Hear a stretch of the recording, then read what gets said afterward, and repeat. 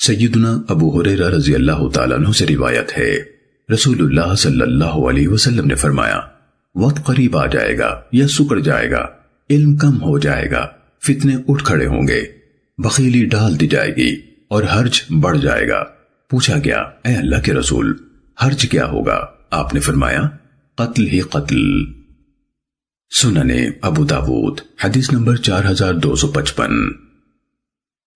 جناب مسلم بن ابو بکرہ اپنے والد سے روایت کرتے ہیں کہ رسول اللہ صلی اللہ علیہ وسلم نے فرمایا، ان قریب فتنہ ہوگا، اس میں لیٹا ہوا آدمی بیٹھنے والے سے بہتر ہوگا، اور بیٹھا ہوا کھڑے ہوئے کی نسبت بہتر ہوگا، اور کھڑا ہونے والا چلنے والے سے بہتر ہوگا، اور چلنے والا دوڑنے والے سے بہتر ہوگا۔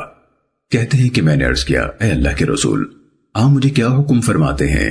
آپ نے فرمایا، جس کے پاس اونٹ ہوں وہ اپنے اونٹوں میں چلا جائے، اور جس کی بکریاں ہوں وہ اپنی بکریوں میں چلا جائے، اور جس کی کھیتی ہو وہ اپنی زمین میں چلا جائے۔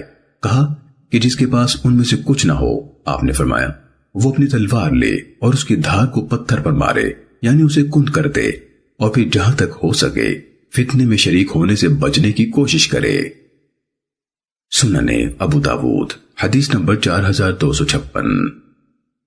حضرت سعد بن ابی وقاص رضی اللہ تعالیٰ عنہ نبی صلی اللہ علیہ وسلم سے اس حدیث میں بیان کرتے ہیں، انہوں نے کہا، میں نے عرض کیا، اے اللہ کے رسول، فرمائیے کہ اگر کوئی فتنہ پرور میرے گھر میں داخل ہو جائے اور مجھے قتل کرنے کے لیے اپنا ہاتھ بڑھائے تو رسول اللہ صلی اللہ علیہ وسلم نے فرمایا، حضرت آدم علیہ السلام کے اس بیٹے کی مانند ہو جانا۔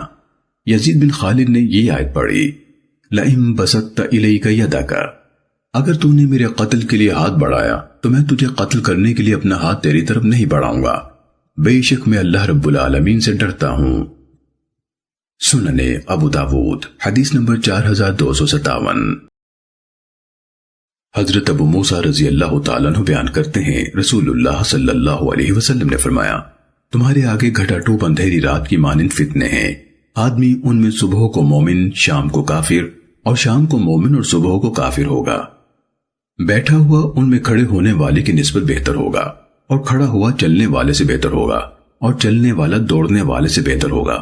صحابہ نے کہا، تو آپ ہمیں کیا فرماتے ہیں؟ آپ نے فرمایا، تم اپنے گھروں کے ٹاٹ بن جانا، یعنی ان میں کسی طرح سے کوئی حصہ نہ لینا۔ سنن ابو داود حدیث نمبر 4262۔ حضرت مقداد بن اسود رضی اللہ تعالیٰ عنہ سے روایت ہے، انہوں نے کہا، اللہ کی قسم، میں نے رسول اللہ صلی اللہ علیہ وسلم کو فرماتے سنا ہے، بلا شبہ انتہائی خوش بخت ہے وہ انسان جو فتنوں سے بچا رہا، بڑا خوش بخت ہے وہ انسان جو فتنوں سے بچا رہا، بڑا خوش بخت ہے وہ انسان جو فتنوں سے بچا رہا، اور جو ان میں مبتلا کیا گیا پھر اس نے صبر کیا تو اس کا کیا کہنا۔ سنن ابو داود حدیث نمبر 4263۔